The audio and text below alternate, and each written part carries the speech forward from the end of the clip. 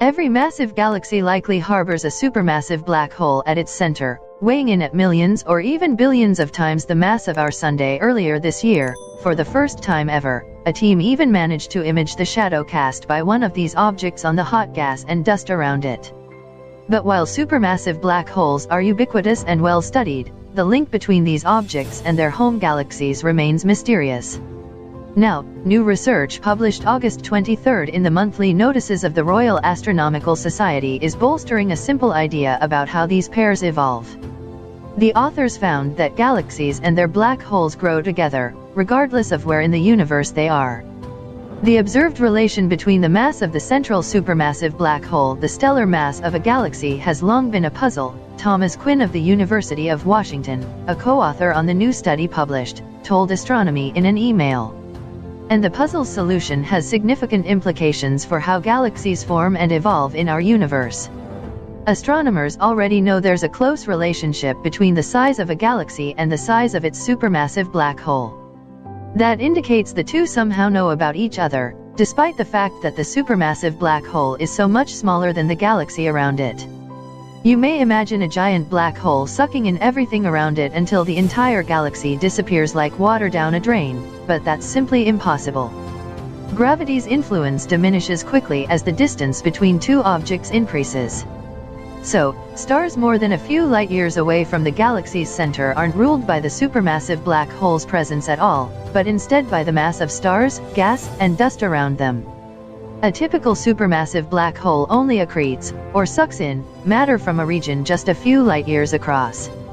And its gravity only influences the central few parsecs, about 10 light-years or so. 1 parsec is 3.26 light-years of the galaxy. And yet, the mass of a galaxy's spheroid component, its central bulge, and the mass of its supermassive black hole are related. There's also a link between the way stars in a galaxy's bulge move and the mass of its supermassive black hole. What these relationships mean is that somehow, the galaxy at large and its supermassive black hole are connected.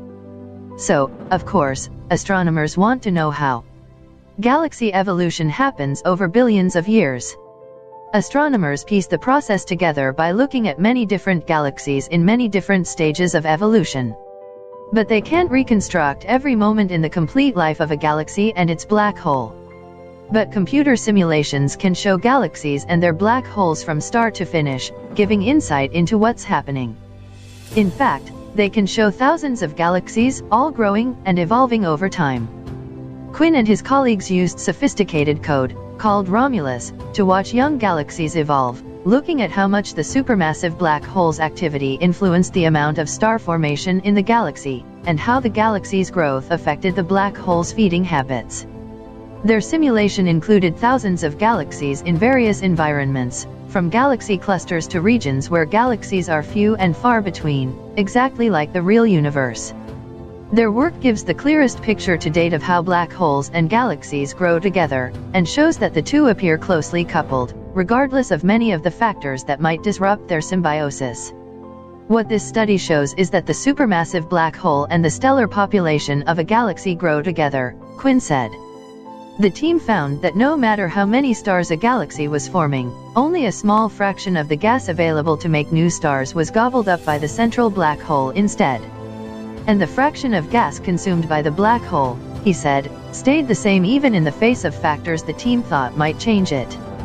The black hole had the same amount of food regardless of the number of nearby galaxies, how long the galaxy had to evolve, and even the number of other galaxies it had smashed into in the past. That's interesting because galaxy interactions like flybys that happen in clusters such as the nearby Virgo cluster and mergers such as the famous Antennae galaxies can affect both star formation and black hole activity in galaxies. The team also found that because that fraction of gas available to the black hole stays the same, galaxies and supermassive black holes have a relationship that is self-correcting. If the supermassive black hole starts out too large for its galaxy, a lack of available gas and dust in the galaxy appears to throttle down the black hole's progress so it grows more slowly. Alternatively, if the black hole is small relative to its galaxy, plentiful gas and dust allows the black hole to grow at a faster rate, ultimately catching up to its host. Of course, The results offer a generalized picture, and some galaxies may not follow this template, especially as their central black holes go through periods of high activity, which most do.